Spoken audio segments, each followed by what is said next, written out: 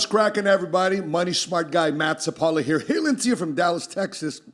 We are here on episode 9 here of the Millionaire Goals podcast, a podcast dedicated to help you think like a millionaire, strategize like a millionaire, with news to keep you updated, so therefore you can become a first-generation cash flow millionaire. And again, joining me today in the studio is my personal trainer, my friend here, my homie, Milton Alvarez. What's going on, brother? My man. Happy Good. to be here. All right, so we got a lot to cover today. We're going to be continuing to unpack the SV Silicon Valley Bank and Signature Bank failures. We're going to continue to unveil the updates of what's going on, in addition to how to keep your money safe and what to do now in this podcast, in this episode. Also, we're going to be talking about conversations that people are having with happiness. Is money really buying happiness? If so, is there a certain income limit or a limitation to where people feel that money can buy them happiness, if that myth is true? Also, a young lady here, she's getting married to her boyfriend for 3 months, and she's worried about him being a cheapskate. What? We'll talk about it here on this podcast. And Mel's going to be talking about some exercise, things that can help add years to your life, even if it takes a little bit of time throughout the day, what you can do to be healthier, fitter, because we believe not only there's faith, not only is there fun, not only is there finance, but also there's fitness too as well. And there's some trending TikToks and tweets we're going to go over here as it relates to personal finance and what's going on in the current economy. So, all right, well, let's unpack this real quick with the SV Bank failure. So, again, some of the people are asking, what's going on with the banks? What's going on with Silicon Valley Bank? What's going on with potentially more potential bank failures in the future happening? Listen, all I can say is when I got started in business in 1999, I came in the bull market with the late 90s, early 2000. And what happened is a year later, 2001, late 2001, started the crash and a recessionary period of the stock market. And then real estate, lowering interest rates from real estate got us out of the recession, mid-2000s. Next thing you know, 07, 08, 09, bam, Great Recession, the largest pullback of the economy since the Great Depression. That's why they call it the Great Recession. But we've been in the largest economic expansion in the history of America for the last 14 years. And so we've been due for a setback in the economy. So all my observations has been this. When interest rates starts picking back up, here's what gets exposed. Fake money, fake people, fake companies, and fake policies that just didn't work. And the recession and hard times exposes those things. For example, we got exposed in 07, 08, 09. This ripoff artist named Bernie Madoff got exposed that he was ripping people off in his investment company. And had it not been for tough times, he would have still been ripping people off. But thank God for tough times, because frauds like him got exposed. What also got exposed? That these mortgage companies were giving out loans to people. They called them ninja loans, Milton. You know what ninja loans are? It's an acronym, ninja. Ninja loans. It's no job, no income, no job, NIN, no income, no job, approved. Ninja loans. Yeah, the mortgage company would go like, okay, let me see your pulse real quick. Okay, you got a heartbeat, approved. You got a loan. They had these like 228 loans and 327 loans, where basically they give you a low introductory rate, but they pop that interest rate back in the third year or the fourth year. And that's when a lot of people couldn't afford to pay the higher increased mortgage payment. And so the mortgage industry got exposed. Mortgage-backed securities got exposed. Credit default swaps got exposed. And a guy named Peter Schiff, who predicted the stock market, got exposed that he was speaking truth, but nobody was listening to this guy. And so now I'm seeing a lot of the same things happening. Cryptocurrencies being exposed. Lack of regulation is being exposed. Banks are being exposed. FTX cryptocurrency exchange got exposed. And now tough times are exposing a lot of fake things that are happening in America. When you dumped 80% of money that's ever been printed in history of America, think about this. Since the history of America, 1776, 80% of all money printed in the history of America has been printed in the last 3 years. And people are wondering why there's a flood of cash that just entered America, a lot of fake money, a lot of fake success, a lot of fake stuff. And so people are wondering what to do now. So let's go here to my computer here. Regulators close crypto focused Signature Bank. See, Signature Bank, in addition to SV Bank, Silicon Valley Bank, had specific clientele. And a lot of their clientele was people in tech, their clientele was people in crypto, and they got shut down too as well last week. U.S. government steps in and says people with funds deposited at SVB, Silicon Valley Bank, will be able to access their money. The regulator stepped in, FDIC is coming in. But here's the challenge, though. Here's the challenge.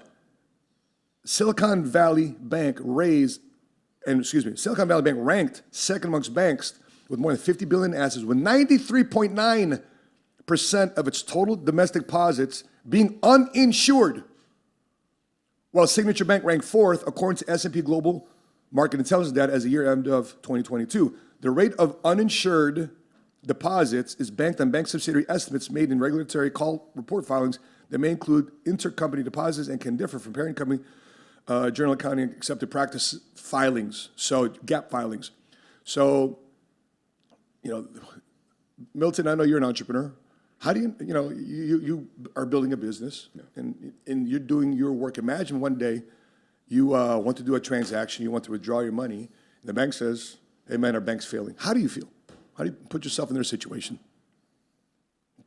Well, going back to the beginning, I was recalling earlier today that exactly 1 year ago, Matt, we had a shutdown that affected the entire economy and the United States as a whole, and actually worldwide. You talk about the pandemic? The pandemic. Yeah. Exactly 1 year ago this week, everything completely shut down, and people were on edge and not knowing what the next step was, what was going to happen to them, to their jobs. People were being furloughed. I was one of the few people that mass majority of the people that was furloughed, and that's when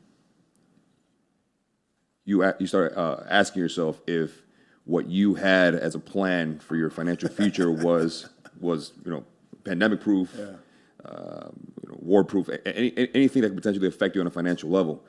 So that being said, so now going back to what you're asking me, as a business owner, or just as anyone who wants to know what this means for our economy, how can one prepare, regardless of age, occupation, or financial tier, for what could be next for our economy? What are a couple ways that could potentially be money smart during this economical confusion? Well, so what can people do? Well, you're looking at tough times. What's the saying? Tough times, weak leaders create tough times. Tough times create strong leaders. Strong leaders create good times. So because of weak leadership in our country, weak leadership in our homes, weak leadership in our families, weak leadership in some of the churches, weak leadership in our companies, it's created tough times where people are unwilling to take a stand, put a foot in the ground. What will tough times force you to do? It'll force you to put a foot in the ground. It'll force you to say, you know what, enough is enough. I'm sick of this shit. I want to make sure my life is different for the rest of my life. And so, but as it relates to banks, as it relates to specifically the uneasiness of what's going on, let's take a quick look at this article here. It says, Biden says Americans can be rest assured banking system is secure after SVP collapse.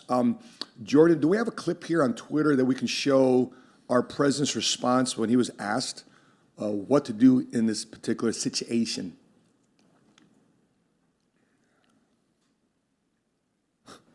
Okay. I want to briefly speak about what's happening in Silicon Valley Bank and Signature Bank. Today, thanks to the quick action of my administration over the past few days, Americans can have confidence that the banking system is safe. Your deposits will be there when you need them. Small businesses across the country, the deposit accounts at these banks can breathe easier knowing they'll be able to pay their workers and pay their bills. So he is reassuring America. So first thing you want to do, if it's true, is you want to be calm, take a breath, take a step back, make the necessary calls. The worst position to be in, especially any bad decision you make, is when emotion is high. When emotion is high, logic is low. So the moment you are able to reduce your emotions, take a breath, the logic can start to increase, so therefore you start asking the right questions. I mean, think about it anytime you got into an argument with somebody. Yeah. Right? I'm going to kick you out. You know what? Hey, I'm right, you're wrong, right? Emotions are high. You're defending yourself, you're offending somebody, and vice versa. So the moment somebody can be calm in that situation, the better we can make logical decisions. So specifically to answer your question, what can people do right now? Well, number one, you got to consider what Giannis was already doing all along. Let's take a look at this article here. Buckstar Giannis Antetokounmpo, Giannis. Go ahead, buddy. Go ahead. Right, has money in 50 different bank accounts. Why does he have money in 50 different bank accounts? Because each bank account is insured by FDIC, Federal Depository Insurance Corporation, FDIC up to $250,000. So if your bank fails, the FDIC steps in to make sure you get your money back from that bank failure.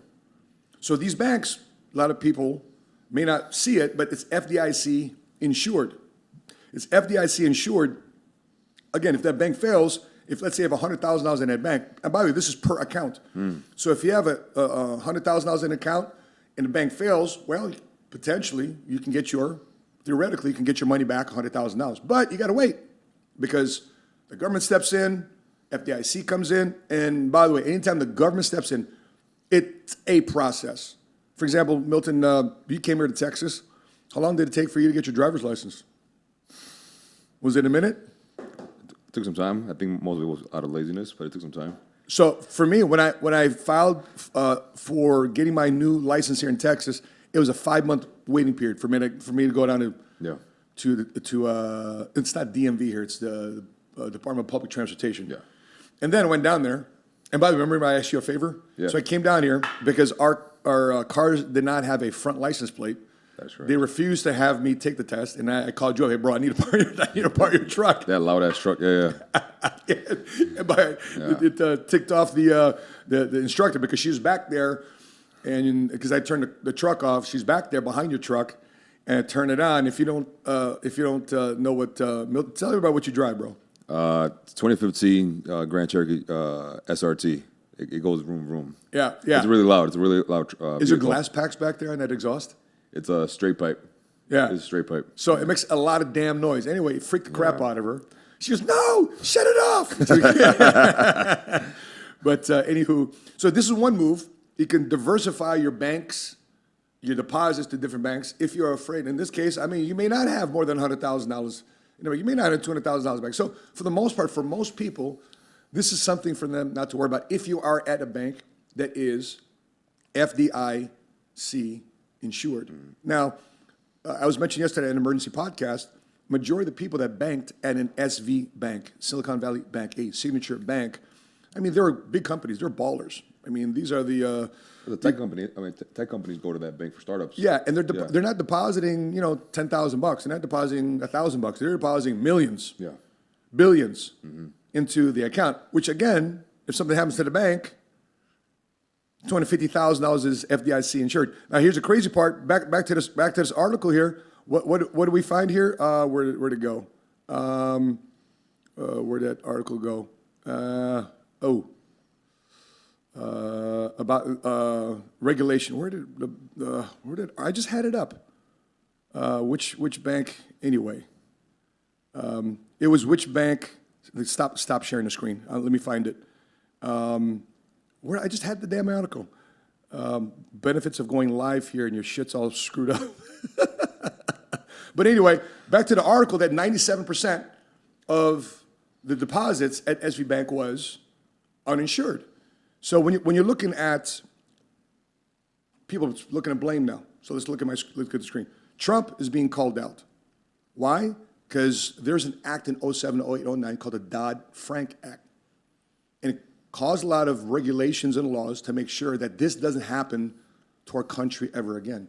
So banks and insurance companies and financial institutions were required to have a certain amount of cash assets on hand to make sure they can pay the guarantees or the reassurances of the customers that's there, because to have a bank in a modern era of people working hard for them to worry about their deposits, let alone their retirement accounts, the Dodd-Frank Act was put in place. Now, Trump is being called because he rolled back. So if you go here, 2018, Trump signed into a bill that rolled back certain provisions in the Dodd-Frank Act, loosening oversight on banks. Basically, he reduced the amount of assets a bank needed to have on hand to bank.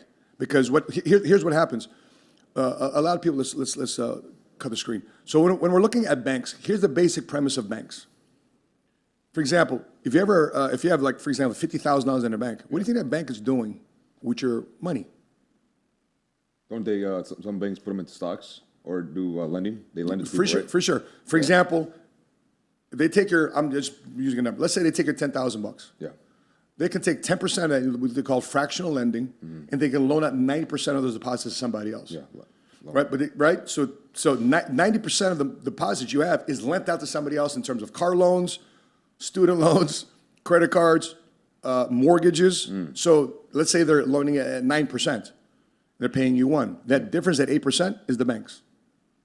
So that's called fractional reserve lending.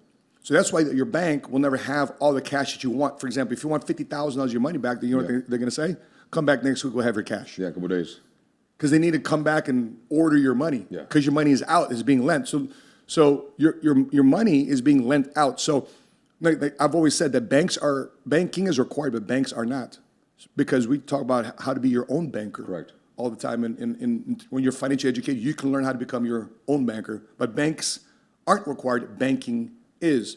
Let's take a look at this article here. It says, Bill Ackman says U.S. did the right thing in protecting SV depositors. Not everyone agrees. Billionaire investor Bill Ackman said the U.S. government's intervention to protect depositors after the implosion of Silicon Valley Bank is not a bailout and helps restore confidence in the banking system. You know, there's a lot of folks that were, politicians. They were asking social media companies to censor anything related to bank failures because it might cause a run on the bank. What's a run on the bank? It means you run to the bank, you withdraw your money. All of it. Everybody runs to the bank and withdraws their money. That's called a run on the bank. Well, if there's a run on the bank, guess what happens to the fractional reserve lending conversation we just had moments ago? It makes the bank fail because now they ran out of money because your money's in somebody else's loans. That's what happened to SV Bank. They became a run on the bank, and they're trying to shut down any conversation so people don't have any fear as it relates to social media. So now people are like, Matt, I hear you, I see you, I've read the articles, I've watched a ton of YouTube videos, I've seen a bunch of things on Google, but for some reason now, after what happened with Silicon Valley and these other banks, I don't like the bank. I don't like banks. I don't trust the banks. What can I do with my money? A couple thoughts. Number one, I haven't. If you have cash at the bank and your cash is there just for your peace of mind, safety, security. What I have here, I don't know if you guys can see this. Here, Milton, you can have that. And I have this I brought in. I've converted some of my cash into silver coins. Okay? I got silver coins here. Milton, you want to show the silver coins there? Yeah. Okay? By the way, there's no particular, I'm not trying to promote this, but this is the time where I bought it. It was when Trump was in office, and I bought a bunch of silver coins, and, it just happened to have his face on it. Yeah. Okay? So this is silver coins. Another thing I like to put my money into, especially when it comes to safety and security, money that needs to be there, no matter what, the best insurance is your own. Okay? I bought gold. Okay? This is 10 ounces of gold. Milton, did you look up what 10 ounces of gold? Like $19,000-$20,000? It's like $20,000, right? Gold. I like silver. I like gold. Now, if you want to use it for, transactional purposes, you might want to consider opening a checking account at a credit union. Credit union. Credit union, local credit union. But here's a challenge, though. Why did the rising interest rates start exposing, in this case, banks? Because what happened is the bank had a certain amount of money in bonds that was purchased, 5, 6, 7 years ago. Interest rates were very low back then. That's why they can afford to give out loans at such a low rate. They flooded the market with cash. Remember, 80% of all cash created in the last 3 years was 80% of all the money printed in the history of America. So when you have all this money flushed out and the interest rate starts picking back up, if I have this bond, who wants to buy a 1.75% bond if I can buy a bond at 4 or 5%? Nobody wants to buy this one. So guess why you have to sell it? What price you have to sell it for? At what you bought it for, and more than what you bought it for, and less than what you bought it for. What do you think? If nobody wants to buy it, what do you sell Less, it? It's called a discount. Yeah, discount. If you buy it more than what it's worth, it's called a premium. Yeah. So these banks are selling bonds at a discount. Well, that created a loss at the bank. So now everybody's curious about what's going on. They withdraw their money. There's a run on the bank, and that's what triggered these things. The problem, though, is the reason why I say that is because if it affected that regional bank, a senior Silicon Valley Bank or a Signature Bank, guess who also might be affected? The lower banks that may not have as much cash on hand. If there's a run in the bank on the smaller banks, because interest rates starts rising, it's going to hurt the smaller banks. Of course. The thing with credit unions, though, it's not. The credit unions are members only, and usually most credit unions are nonprofit financial institutions because they're owned by the members. For example, when I was in the military, I was part of the Marine Air Federal Credit Union. I was part of the Navy Federal Credit Union. By the way, there's a lot of Navy Federal Credit Unions around here in Dallas. And so, again, make sure, ask your bank. Go down to your bank. No emotion. Ask them, is this bank, are my accounts FDIC insured? Make sure, and if worst comes to worst, what do I do? Call the bank manager. What do I do if I hear there's a run on the banks are starting to implode, is my money insured? Ask your bank calmly, and I'm sure you're not the first person to ask them that question. And bottom line, start stacking things like cash equivalents, like what I have right here in the studio, to make sure that your money will be there. A couple other things here. Let me look here.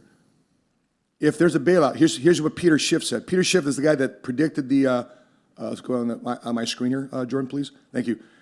Bailing out depositors of failed banks is another mistake. So Peter Schiff here is saying, listen, if your money's there at the bank and you want the government to bail you out, it's a mistake by the federal and U.S. government. Not only does a moral hazard lead to even greater instability in the banking system and larger future losses, but the inflation created to pay for it unfairly socializes current losses. In other words, due to banks of failure of banks, failures of government, guess who's paying for it? All of us. Socializing the problem. Like, it's now everybody's problem when there's really a bunch of guys in a boardroom and policymakers that could have fixed the stuff a long time ago. Peter Thiel. Now, here's the crazy part. Here's a little conspiracy behind it. Peter Thiel Founders Fund got his cash out of Silicon Valley Bank before it was shut down.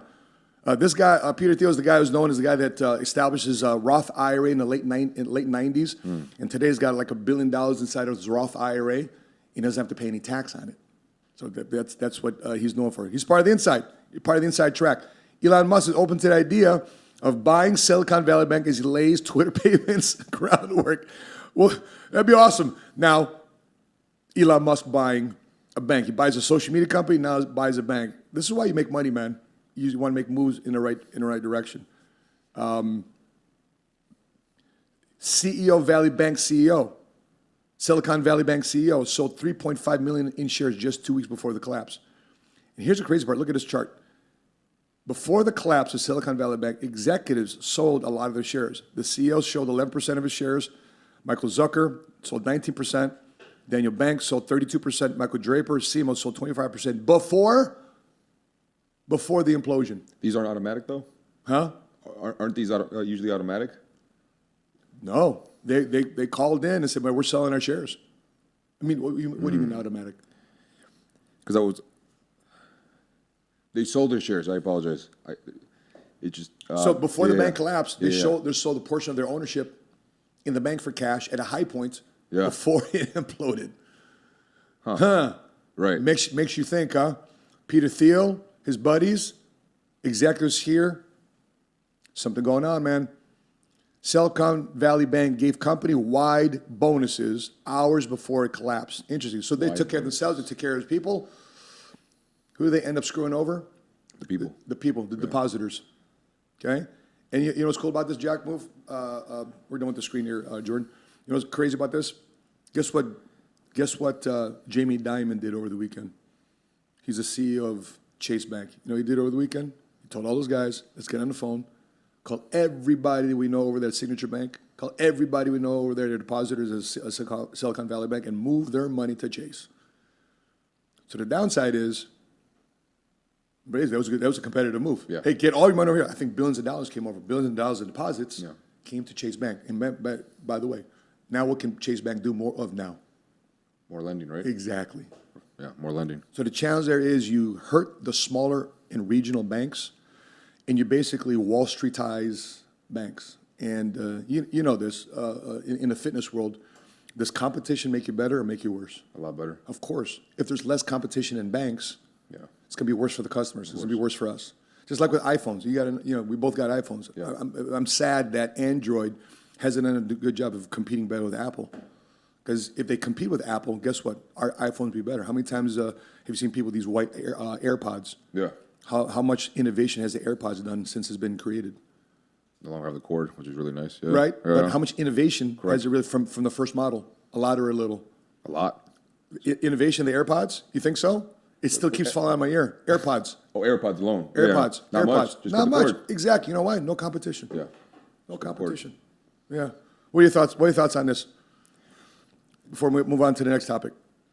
And I think if I speak for a lot of the younger viewers on not having the extreme knowledge, or I would like to speak on their behalf on not having the extreme knowledge of what their next move should be on a financial standpoint with their jobs, especially when it comes down to having some form of financial security and who can they trust in this industry. Yeah, I talked about yesterday during our emergency podcast the safety of the life insurance industry. Because guess who I bank with? Myself and my life insurance policy. Yeah. I have a transactional checking account. I have a transactional savings account that if I need more capital in my checking account, I transfer my savings account into my checking account for operational purposes. But I don't store my money at the bank. I don't keep my money in the bank. I'm just showing you a couple of areas I'm storing my money. Yeah. And by the way, you don't need $20,000 to buy. You don't need $20,000 to buy gold.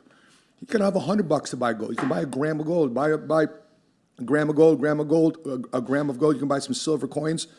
These tend to hold value and slowly, it doesn't like explode in value, but I know that, down the road, if push comes to shove, if we need to put all of our stuff in a backpack and trek America and with our weapons and our food and water, Good old times. this might be valuable. These might be valuable assets that people out transact, trade, things that are of value. And the best reassurance for me has never been in somebody else's hands. The best reassurance for me, as you've come to realize it, is in your own hands. Going in business for yourself, Correct. creating your own bread, right? Because if push comes to shove and this trickles onto your employer, guess what the employer is going to start doing? They're going to start laying off people if this economy gets any worse. So I appreciate you advocating for the folks out there that's listening. Yeah. Man. Cool. Well, let's move on to the next topic. Where are we here? This millennial parents here. Let me go find that article. This young lady here has been dating her. Where's that article? Let's see here. Where do you go? Okay. Where is it? Boom, right here. Okay. Okay, let's take a look at this article. Recession-blighted millennial parents are trying to raise their Gen Alpha kids with one thing they never had. So, Milton, one thing that you were raised throughout, which you didn't even realize at your age, you're what, how old now? 31. So, at 31 years old, how old were you in 07, 08, 09, during the Great Recession? 16, 17, 18. Right, so you're in 16, you're a high schooler. Yeah, high schooler. So, and how old were you? So, how old were you then in 01? I was in third, fourth grade. So, the economy when you were in third grade is the same economy when you were 16, 17 years old. Yeah. What I mean is, the economy didn't grow in the 2000s. It's called the lost decade. The economy went sideways. Great Recession, picked back up. Whatever gains was in the mid 2000s was lost in the Great Recession. So you, from first, second, third grade, had the same economy in as a junior in high school. Yeah. Meaning that you were raised in an era where the country didn't do much. There was a lot of grief, a lot of failure, so a lot of people got jaded. So the older millennials, you have something that a lot of even my generation tasted a little bit of, which is a growing economy. The baby boom generation had it great because they had a booming economy too as well.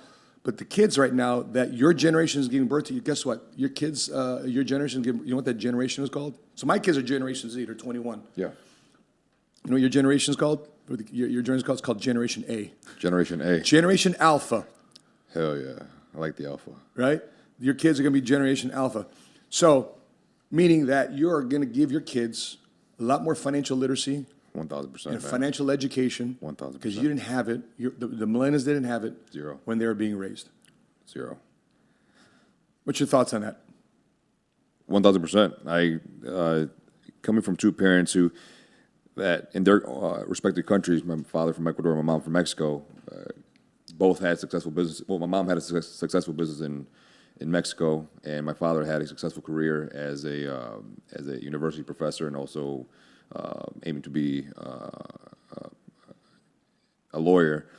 Come to the United States seeking for a better opportunity for themselves, not knowing that they were going to meet here. In Illinois, one thing led to another. They didn't get the opportunities that they assumed they were going to get here, and my father ended up retiring from a Jewel Osco at 68 years old, and my mom in 2013 she injured both of her hands at her factory job, and so she was on disability since that point forward. Not knowing what it was to have financial, I guess, wisdom, and the only wisdom or advice that they would give me is you just need to work really, really hard and save your money in a savings account as much as you possibly can, and hope for the best.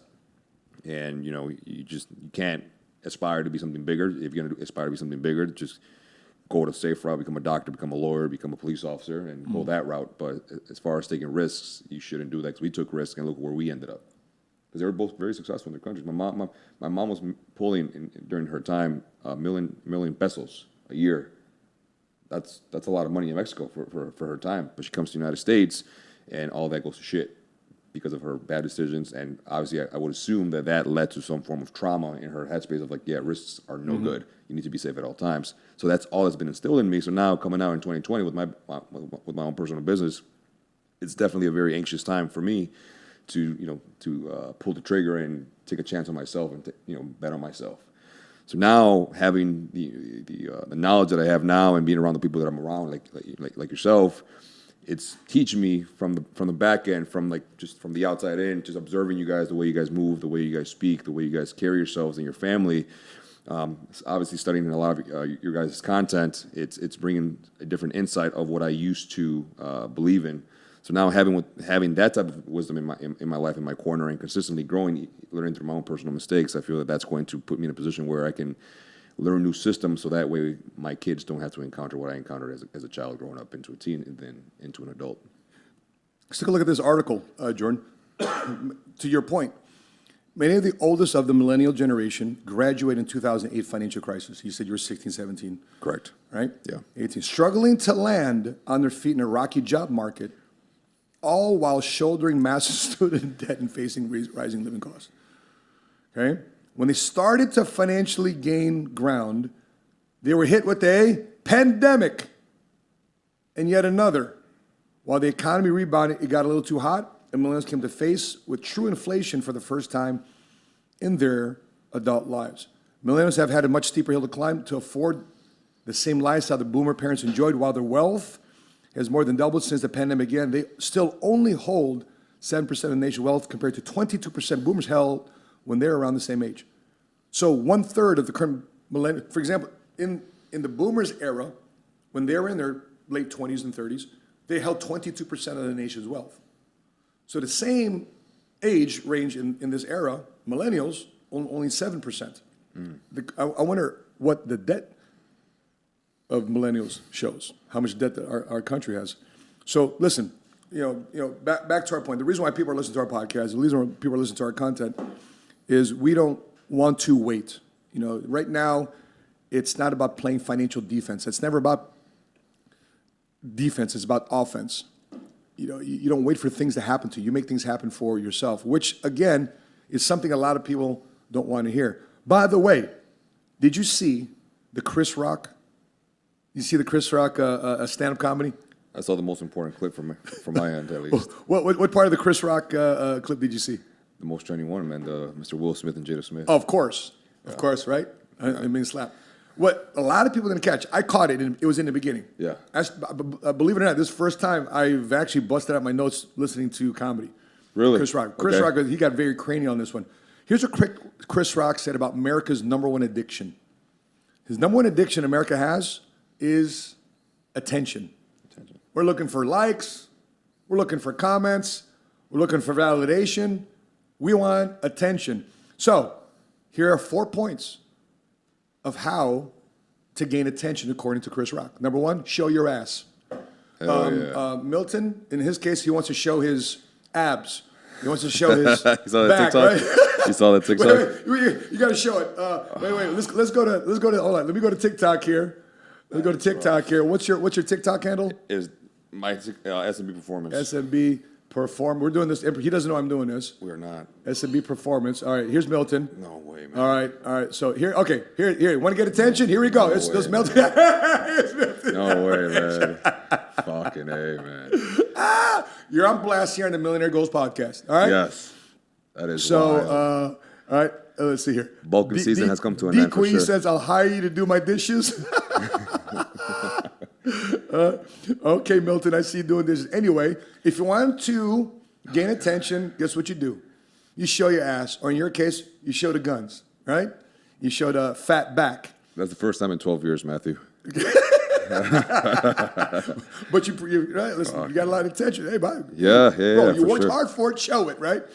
Yeah. Number 2, be infamous, right? Yeah. If you still, yeah, I got you, bro. Yeah, for sure. Chris Rock said, Good. you want to get attention. Number 2, be infamous. Do something non-noteworthy, but you're known for. For example, what's that girl on the Dr. Phil show? Yeah? Catch Me Outside, how about that? She got really famous. She did. Making a lot of money now. Which proves my point. Yeah. She got attention because she's infamous. Yes. Right? She made a lot of money. Yeah, you're one of her subscribers on OnlyFans? OnlyFans, yeah. Okay. I just Premium. I wouldn't know. Number 3, you want to be known for something, want to get attention? Be excellent at something. Wow. That's a role that people don't want to do. You know why? Because you got to wake up early. Yeah. You got to stay late. Yeah. You got to go above and beyond. You got to be known for an area that most people, a small minority of people in your field, in your industry, will ever do because they're willing to go the extra miles. Take, for example, is David Goggins, a Navy SEAL, known for being excellent in what he's doing? Of course. Jocko Willink? Of course. Yeah. Tim Tebow? Of course. Tom Brady? Of course. Michael Jordan? Of course. Small minority percentage are willing to do the right things over and over and over and over and over again for an extended period of time. And for a lot of people, they want to get rich quick. They want to get attention quick. They're not going to be excellent in 30 days. But what you could do is start documenting your journey, so therefore people will see what you are in a year, what you are in a 2, and then you're known as excellent. But people don't want to do that one because that's a slow route to get attention. Here's the 4th part. I'll wrap up with this point, this topic, with this last point. You want to get attention according to Chris Rock? Here's what you do. Let's get a lot of attention in America. You play the victim role. Damn. A lot of people are getting away and getting a lot of attention from playing the victim role. The victim role. Victim role. Woe is me. Woe is me. I got this. Somebody should solve my problem. Somebody should bail me out. It gets a lot of attention because they are a victim. However, if you listen to Millionaire Goals podcast, guess what language we have here? It's not the victim language, it's the victor language. So if we want to get attention, it'll be number 3. At Millionaire Goals podcast, we're going to be excellent at what we do. We want to set an excellent example because we're not just showing theory, but we're also willing to say we are walking examples of wanting to be excellent in our craft. Not to say that we're perfect or we walk on water. That's not the standard. Our standard is to be excellent at what we do. You know, for example, Milton, I got to appreciate you, before I move on to the next topic, I appreciate you for being an excellent trainer, because when I met you 3 years ago, how was my knees? How's my back? How's my demeanor? Man, it's trying to give me emotion on the podcast. Appreciate you, man. It's been an honor working with you to this day, man. I needed to make up for the shirtless video. Yeah, thanks, man. Maybe episode 10 should be shirtless, so we can be 1 and 3. So 1 and 3. So we do the Andrew Tate move. Shirtless, and be known for being. What would you rate Andrew Tate if you would put it through Chris Rock's filters there? What would you rate? So he was a champion. Yeah. So he was excellent. Excellent. He was also infamous. Yeah. For probably the wrong things. Yeah. Was he showing his ass all the time? Showing his body. All the for sure. time. Of course. But the 4th one he doesn't do. Victim? He doesn't play the victim. No. He doesn't play the victim. Even with him being in jail, he's still not playing the victim. So hats off to Andrew. A lot of people don't agree with him. Listen, man, I appreciate the guy for being probably the top 10 guys who gets attention in America. He's not number 1. He definitely play the victim role. He's going against the establishment, that's for sure. And that's probably why he's still locked up, which is sad, okay? Because that is a potential preview, potentially how we could be treated, censored, victim, this, shut down, lockdown. It's not good. All right, let's move on to the next one. Can money make you happy? What do you think? Before we go into this article, can money buy you happiness, Milton? I think money is a great contributing factor. I think if you have money, you can contribute to a greater cause that which can lead to moments of happiness. I don't think happiness as a whole is a real thing. I think going from one happy moment to the next is a thing versus just overall happiness. I think what people are looking for is peace, tranquility, right? I think that's the biggest thing that people seek, and they translate it into happiness. But if you have the funds to be able to invest into something that's worthwhile, that's purposeful to you, contribute to a greater cause in life, I think that could potentially put you in a good position versus you being the reason why, a lot of, your family's in a bad spot. 100%, man. By the way, before we move on to the next topic, or we'll unpack this topic, I want to give a quick shout out to Miriam Rivera. What's up? Constantly engaging with us. Yeah. Miriam Rivera from Orlando. Good to see you. Andra Grija, also providing content apparently from the UK. Appreciate you chiming in. Southside Luki says he's chiming into as well. By the way, would you recommend the military? I would, in a heartbeat. And I'm against what a lot of people think about the military, even though I don't appreciate what's going on in the military today. I believe somebody can come in with the right mindset, with the right attitude, come in and show themselves to be the light in the darkness in a very woke military. And you go on there and you be the guy, you be the troop. For example, what was that movie with the guy that something Ridge, where he didn't want to fight, but he wanted to rescue the soldier and bring him back to medical safety? Hacksaw Ridge. That's right, Hacksaw Ridge. Thank you, Jordan. It was the movie called Hacksaw Ridge. He became a light in his cause. He said, listen, I don't believe in killing another man based on my religious preferences, right? But I do believe in rescuing a man from war. So he got in a platoon, everybody in the platoon with a weapon, with a helmet. He had a helmet but no weapon. Everybody was giving him a hard time. And he still served the military, still served his country.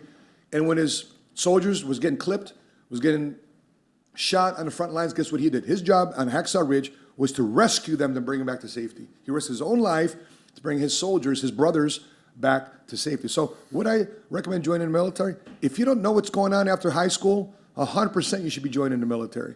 It'll teach you how to work with people, how to teach you to work with diverse people, how to work and push your limits and work through those limits. It'll teach you what you're about. Because how do you know what your limits are if you never push to them? That's exactly what the military would do. And some say, well, Matt, what happens if you get your leg blown off and this, and I know, well, you don't have to necessarily serve on the front lines for the military. You can serve, I met a guy last night at our office. His job was a religious specialist. Religious specialist his in job, the military. Yep. His job was to be able to prepare the final words for Marines on the front lines to give them the final rites on the battlefield. Right? That was his job. My job is to see guys with their bodies shredded apart with shrapnel and IED and bombs and bullets. And my job is to make sure that they gave their final rites and they're able to go to heaven. That was his job. And to pray for all the troops before they deployed. That's his job. He's a religious specialist. Go figure. I never thought that was an MOS. Yes. He's in the Navy. All right. But here's my thoughts here on can money buy you happiness? Let me go back. Where did that article go? Money says here, study was surveyed 33,391 working U.S. adults is presented as an adversarial collaboration, basically saying for the happiest 30%, the level to which their happiness increased continues by 100,000. So you make $100,000 a year, they start becoming happier. And though the study included people who earn more than $500,000, researchers said that discerning whether the same effect was present for people earning that amount was impossible to say for sure. So for very poor people, money clearly helps a lot. That's where I was.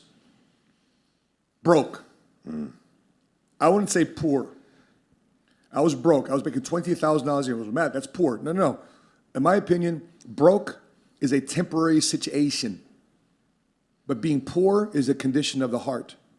Being poor creates generational curses. Broke, you're just dealing with this. This too shall pass. I'm bankruptcy, I'm behind my credit cards, I lost my job. That's being broke.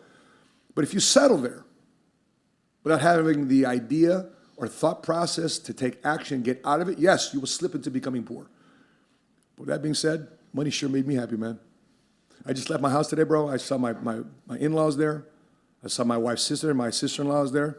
Yesterday we saw My friend, her mother and her cousin is in our house. My parents are here. Everybody in our family is a whole lot happier. You know why? Because Matt and his wife Sheena decided to go play offense. Make a decision. Make a decision. Yeah. And play offense. So you have some a topic here on health. What's going on here with people and their health? Let's see. Where is that? Where is that article here? People in health and actually let's pull that up. Here it is.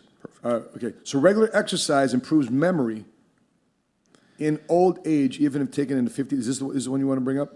Let's do the IQ, and then we'll transition into the old age. Oh, we only got one. We only got time for one. Which one do you want to do? Let's do IQ. IQ? Let's Okay, do IQ. Let's Smarts, do IQ. intelligence. All right. 1000%. IQ scores in the U.S. have dropped for first time in nearly 100 years. Studies suggest I'm adding to that drop. So is tech making us dim or dumb? What's your thoughts on this? Well, I think this kind of goes back to the conversation we were having last week about people consistently going through their phones, scrolling through TikTok, Instagram, going for the likes, seeking the attention, as Chris Rock spoke on his show. And there's obviously a previous study suggests that children who spent less than an hour on iPads and other gadgets each day develop better brains than their peers. And here's the thing, man, it's a constant mindless scrolling from the blue light that you get from your phone, from your laptops, iPads, XYZ. You know those 2-3 a.m. Mindless scrollings that you usually do just to kind of dim down and not knowing that your alarm is set at 6 a.m. so you're about to lose sleep because you're just scrolling through whatever you're scrolling through on your phone. And what ends up happening is it's going to impair your memory for the next day. And I'm going to take you through a series of things that are actually how this is like a lineage of how it actually affects you as a person, as a human being, and how it can actually affect your life. So mindless scrolling leads to impaired memory for the next day, which that also, the mindless scrolling is going to lead to lack of sleep, which will make it harder to learn. And this is also for parents out there watching for who have kids of any ages who have access to an iPad. I remember my age when I was 6, 7 years old, I was always pushed outside. We didn't have access to that stuff back then. The only phones that we had access to were those little Nokia brick phones that lasted like 2-3 days with full battery without them dying out. That was the only thing we had access to. Right, so lack of sleep can make it harder for you to learn. Long periods of not getting enough sleep can lead to accumulation of neurotoxins, which is basically a poison that acts on your nervous system, which leads to making it harder for you to get good quality sleep in the evening. Now, when you have a harder time falling asleep, people's melatonin levels are suppressed, and also your circadian rhythms are thrown off by the light exposure that you expose yourself on. Due to your phone, which can also be prone to depression. Now, when you disrupt the melatonin levels and sleep by just being on your electronics late night, it can mess with your hormones that control your hunger and also your mood, which will then lead to cravings, which can also push you in the direction of increasing the risk of obesity.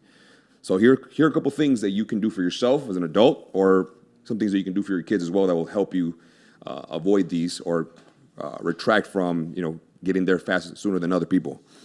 Getting better quality sleep. Shut off your phone. Put your phone on D&D before you go to sleep, at least an hour prior to it. By the way, do you recommend that phone should be in another room outside next to your bedstand?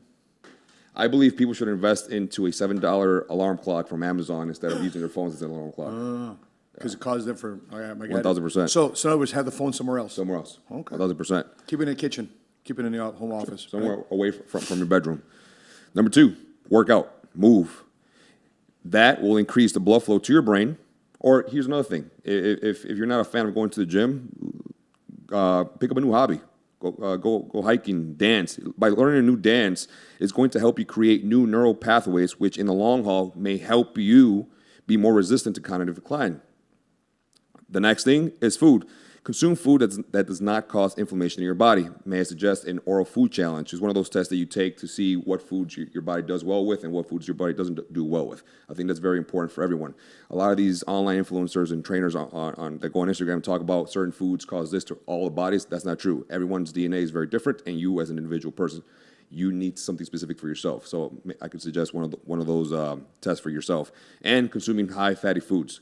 The healthy fatty foods: walnuts, almonds, Brazil nuts, tuna fillets, salmons, avocados. Your brain needs fat to function. Your brain needs it's like a lubricant to your brain. But I really do believe that the IQ level, the IQ scores come from, again, being highly stimulated through these gadgets and also lack of movement. And that all actually started, Matt, it speaks in his article, in 2020 when we were all boxed into in our households without being able to move, without being able to leave out of the fear of getting sick, and also, without being around human beings, whether our peers at work or at school. So kids were just prone to being on their gadgets consistently. That's it. Love it, man. Well, cool, bro. Well, listen, I didn't mention anything here about reading, personal development. Yeah. But I asked one of my guys last night. I said, because he was asking me some questions, bro. I asked him, how much are you personally developing? Yeah. Well, what do you mean? Are you reading books? Well, how do you personally develop or want to improve your intelligence, your IQ, if you're not reading? Yeah. If all you're doing is watching. And so, by the way, everybody here, I'm a big advocate of reading. Yes, listening to podcasts is good. Watching podcasts is good. Content online is good. But nothing beats you sitting down with a book and a highlighter and reading books. In fact, one of the books I'm reading right now, I always have a book on me. One of the books I'm reading right now is Good for the Money. I'm reading this book right now, Good for the Money. It's written by the story, Bob Ben Moshe. By the way, the reason why I'm reading this book, this guy spent his dying years from Croatia, came back to America because he's the former CEO of MetLife.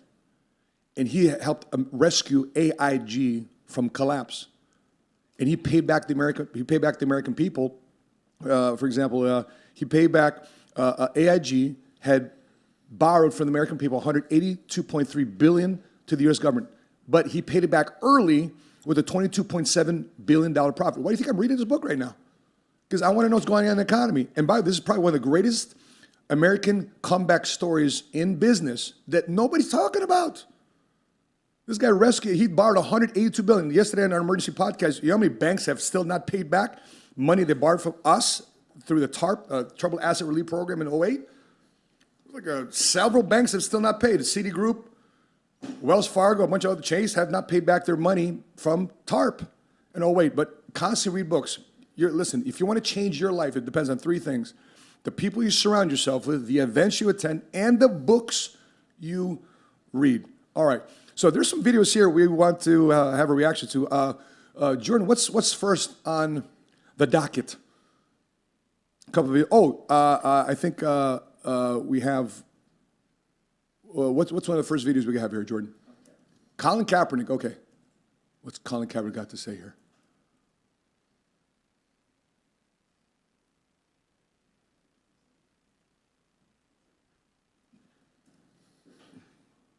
If it's taking a minute to load, why don't we go to my screen here real quick?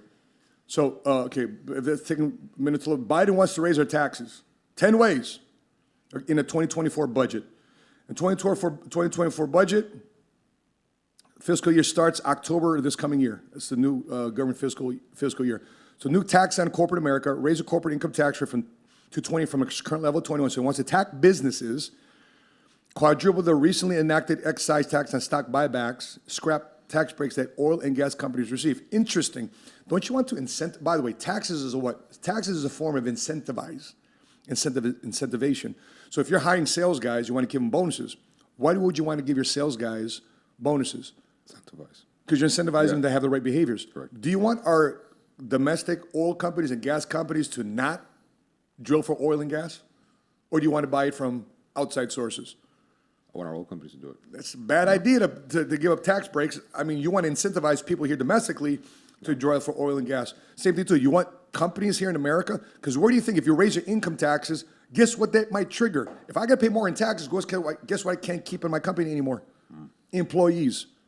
I can't innovate on products. Bad idea. New tax on wealthy Americans. You plan on becoming wealthy, like big time wealthy? We're gonna. Yes or no? You want to be wealthy or not? Yes. Okay. Well, guess what? This guy is probably against you. 25% minimum tax on households worth more than $100 million. That's net worth. That's property that you own, business interests that you own, royalties, et cetera, et cetera. Increase the capital gains tax rate for wealthy Americans. Right. So Milton, let's say you buy stock at one rate, you sell at another. Do you want to buy more? Do you want to be a better, bigger, and brighter investor? Of course, 1,000%. So in other words, if you buy stock and you sell it, he wants to increase your capital gains on it. So what does that make you want to do less of? Invest. Exactly. Yeah, 1,000%. It's not a good idea. Ending carried interest rate loophole and laying some tax breaks around real estate profits. Guess what people then don't want to do? Invest in more. Yeah, this is a bad look here there, President Biden. New tax on wealthy Americans increased the tax top rate to 39.6%, and single filers making more than $400,000 a year. Again, you want to make more money, right? 1,000%. Well, if you want to climb from that article we just mentioned, if you want to climb to happiness of $400,000 or $500,000 a year, guess what you have to potentially pay more of? Taxes. New tax on Medicare. You're going to be retired one day? I'm retired now. I'm doing what I love, baby. Like 65 years old retired, right? Yeah. You're going to need Medicare. Well, close loopholes that shield some pass-through income from Medicare taxes, allow Medicare to negotiate a wider array of prescription drugs. By the way, I like that last one. Allow Medicare to negotiate a wider array of prescription drugs. Again, I'm a great fan of more competition. Competition makes the product better and the prices cheaper. All right, that's my thoughts on Biden potential tax increases. Joe, we got that video? Let's take a look. High school coming of age story, his journey embracing his blackness despite resistance from many, including his white adoptive parents. I know my parents loved me, but there were still very problematic things that I went through. I think it was important to show that, no, this can happen in your own home, and how we move forward collectively while addressing the racism that is being perpetuated. He took cues from his icon, basketball star Allen Iverson, who he said wore his blackness like a suit of armor. And teenage Kaepernick wanted cornrows to match. He's getting what roles, his mom asked? Oh, your hair's not professional. Oh, you look like a little thug. Your mom said that too. Yeah. And those become spaces where it's like, okay, how do I navigate this situation now? But it also is informed why I have my hair long today. The grown-up version of Eve wanted to go back in time and give young Colin a lot of hugs. And I was really moved and saddened by the level of kind of self-awareness that he had to develop at a very young age without a lot of guidance. Okay. What are your thoughts about that? Back to Chris Rock's 4 ways to get attention. What role is he playing? Victim. Yeah, he's playing victim. He's playing victim. Listen, my wife is half white, half black. My children are half black. The last thing they're playing is that victim role. You and I grew up in Chicago. Yeah. We knew there were certain neighborhoods we can go to. And there were some we couldn't. Right? There's some friends in school we probably would not have been friends with. Yeah. Simply because of our ethnic. I'm not saying that it's right. It's just, it is the situation we had to deal with. But what benefit do you think he has from playing that type of role? Oh, I get selling books and magazines. More eyes on him. Something trending. I think victimhood is something that's very contagious, man. Very, very contagious. And I feel like nowadays, especially in this generation, a lot of people are on that same boat of woe is me. And when they can connect to someone who is of some form of influence and say, look, he's also a victim of XYZ. We're on the same boat. You can relate. And then that starts being pushed up more on these platforms. And then more eyes on him, his product is, or whatever it is that he's promoting for. Yep. Yeah. Let's go to the next video, the International Woman. I have not seen this, but the International Woman of Courage Award. In Argentina, Alba Ruada is a transgender woman who was kicked out of classrooms, barred for sitting for exams, refused job opportunities, subjected to violence, and rejected by her family. But in the face of these challenges, she worked to end violence and discrimination against the LGBTQI+ community in Argentina.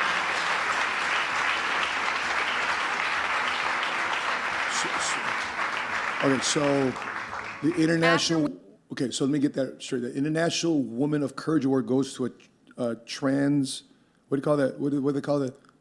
It goes to a biological male. So it's really it's not a... I thought that was a woman. That's it. I'm confused. Was that a woman or was that a male? So the first question that comes to mind is, what is a woman? Right? What is a woman? And when that question is asked, what's the typical answer people give? Right? Yeah, I mean, breasts, ovaries, female parts. Right. But then they utilize a small percentage of people who are born with a certain deficiency, or they're born a certain type of way, and they take that small percentage and they bring it forth to a broader spectrum to be able to overgeneralize what the definition of what a woman or a man is. So, You're in the fitness world, okay? You're a fighter.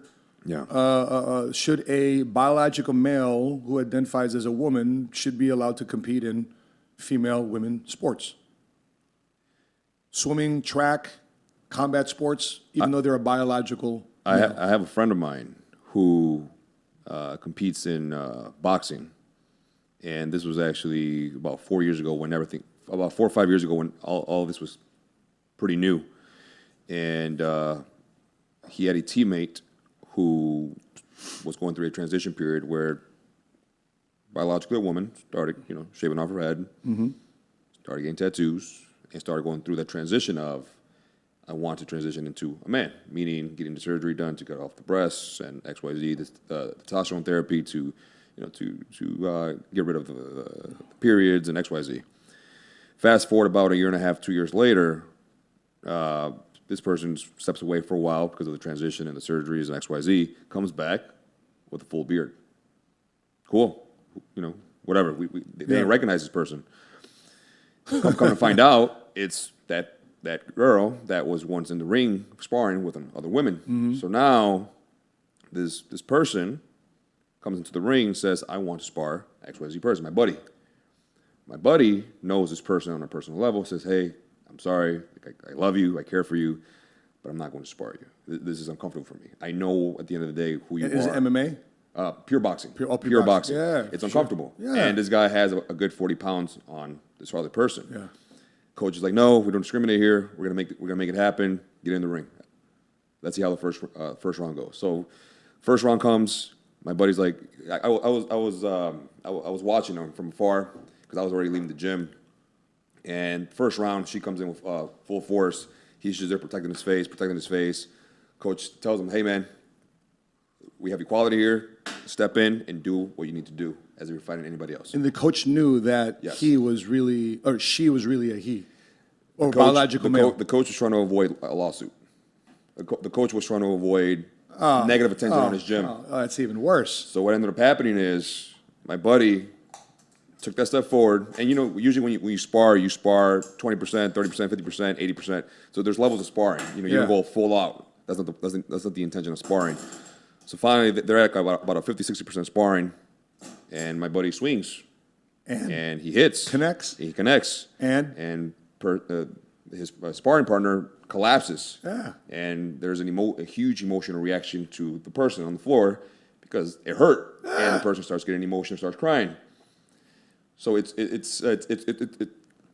for him, it was one of those situations like, fuck, what did I just do? Add that to the waiver. Yes. Add that to the waiver you sign in. I mean, So that's to answer your question. Yeah. I don't think there's certain sports that men and women should be able to come back at the same level. Men are biologically automatically stronger. I know I'm going to catch a lot of heat for that, but men biologically are physiologically a lot stronger because of the hormones that we have in our body and the way we are able to accumulate and gain muscle mass at the rate that we do versus the way women do it, the way women do. For sure. Yeah. I mean, I have daughters, and the last thing I feel comfortable with my daughters changing in the locker room with is a biological male. Yeah. Because you don't know if the guy is actually lying just to get, if he's a freaking pervert, freaking creep, just trying to do that just to get some cheap looks. Which has happened already. Of course. Which has happened. Of course. So, the thought process is, why don't we make a third bathroom? Yeah. Well, then you're adding more costs to everything else. I mean, by the way, I see it now in a lot of areas. It's called the family bathroom. Yeah. Versus male or female. So maybe they can use the family bathroom. All right. Oh, well, we only have time for one more video. Let's go to the Young Millionaire video, if we could, please, Jordan. The last video, I believe it is. Yeah, TikTok, correct. Let's take a look at this. All right, you both got the job. Here's $69,000 a year. Man, I can't wait to move into a new apartment. The rats can get their own room. Yeah, I gotta get out of my mom's place, but this isn't enough to ball out with. All right, time for a bonus. Here's $5K to each of you. Man, I can't wait to invest this. Yeah, investing can wait. I kind of want a new car, and now I have my down payment. All right, 5 years of service, $100,000 salary for both of y'all. Sweet. At this rate, I'm gonna be able to double my investing. Well, I saw this really cool place on Zillow with waterfall countertops and Gotta ball out. You should probably consider touching grass, my guy. Well, by investing now, I can retire in 5 years and do whatever I want. And I'll touch grass in whatever country I want. Looks like you have another 20 years, my guy. I love it. Yeah. I love it. Listen, money is a mindset. It's not what you make, it's what you do with it. Mm-hmm. The faster you get money working for you versus other people, because when you end up buying things, you're having your money work for somebody else. But if you're investing your money, you're allowing that money to work for you. You know, people often ask me, well, listen, you must be so lucky to be sitting on a podcast with a bunch of silver, to have $20,000 of gold right by your side. I mean, when's the last time you saw silver and gold? In Ecuador, my family's very big on that. Good. I just haven't seen 10 ounces of it. By the way, can we take a look at my computer screen? This is what happened in the middle of the pandemic. Guess what I bought a lot more of? I bought a lot more of what? Gold and silver. What's the date? You guys see the date? What's the July? Yeah, people can't read that. Milton, can you read July it? 8th, 2020. In the middle of the pandemic, I bought more gold and silver. And a bunch of other investments. You know why? Because one day I wanted to be smart. I don't want to be, I'm just, you know, I took this picture to document, so we can cut the screen. But when we're looking at the two personalities, one gets hooked into the way, listen, in Romans it says, do not be conformed to the patterns of this world, but be renewed by the transforming of your mind. I hope that when you see money differently in this era, and tough times is going to force you to do that, to see money in a different way. That you're transformed to say, you know what, if I follow this pattern for the next 5, 10, 15, 20 years, not just for the next 6 months, my life will be significantly different if I made better decisions. And then when everybody, especially right now, springtime, spring break, right now is currently spring break, right? Spring break, guess when last time we took spring break? I can't remember the last time we took spring break. We take vacations off season. When everybody's paying premium rates for hotels and airfare, we're working. When everybody's working, we're playing. You know, I take my wife on dates, not on Friday nights and Saturday. You know when I take my wife on dates? Wednesday afternoon. Well, not right now with the podcast. Sorry. But Wednesday afternoons, right after. Last time we planned a date for Wednesday night. Who's going out on Wednesday night? Nobody. I remember renting, I told my wife one time we were going to a theater. This is pre-pandemic. It's like 16, 17. I say, babe, I'm going on a date. What? I rented out the entire movie theater. It's a Wednesday afternoon, 1 o'clock, matinee. Babe, you rented out the whole theater? Sure did. By the way, how much does that run usually? What's that? How much does that usually run? I didn't rent it out. The point is... Oh, no one was there. No one was there. No one was working. Got it. I almost got away with it right now. Yeah, I like almost that. got away with it right now. But yeah, that's the difference between somebody that does it big in 5 years versus somebody. It's called delayed. It's for like $400 or $500. Today it's $2,000 for those Kobe Grinches, the green Kobe Grinches they were. Yeah. It's like $1,500 to $2,000 for those. I bought it for like $400 or $500. I remember telling myself, never pay so much for damn shoes, right? But it was at the point where that was just money I even think about. Some people spend money they really need. Yeah. You shouldn't be spending money. You know, I didn't buy my first exotic car until we were making $500,000 a year. I didn't buy a Rolls Royce until we had not only an 800 credit score, but cash flow liquid millions. One thing to be cash flow millionaire, something to be liquid in the millions. I didn't buy that until we had $1 million. And even some people say, don't even do that for a lot of my peers. But we did. And so, by the way, that Rolls Royce has intrinsically returned a lot of value because they use it for marketing purposes. 1,000%. But anyway, brother, what an awesome podcast. Any final thoughts as we wrap up today's show? As far as us, man, I'm excited. I'm excited, Matt.